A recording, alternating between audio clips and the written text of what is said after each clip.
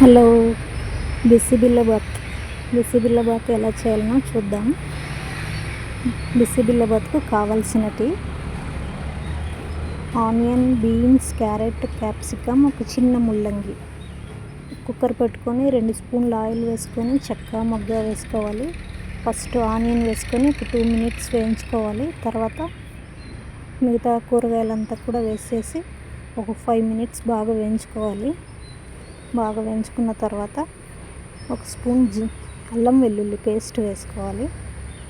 తర్వాత ఉప్పు ఎంత కావాలంతో చూసి వేసుకోండి. ఒక 1/2 కప్పు పల్లీలు వేసుకోవాలి. ఒక 2 కప్పులు బియ్యము, 1 కప్పు కందిపప్పు కడిగి వేసేసుకోవాలి. వేసుకొని ఒక కప్పు బియ్యంకు 3 కప్పులు నీళ్ళు పోసుకోవాలి. పోసేసి బాగా కలబెట్టేసి ఎంటీఆర్ బిసిబిళ్ళబాత్ పౌడర్ 2 స్పూన్లు వేసుకోవాలి. 2 స్పూన్లు వేసుకొనేసి బాగా మిక్స్ చేసేసి కుక్కర్ మూత పెట్టేసేయాలి. కుక్కర్ మూత పెట్టేసి 2 విజిల్లు వచ్చిన తర్వాత స్లోలో పెట్టి 5 మినిట్స్ తర్వాత ఓపెన్ చేసేసి ఎంత థిక్గా ఉందో చూసుకోవాలి.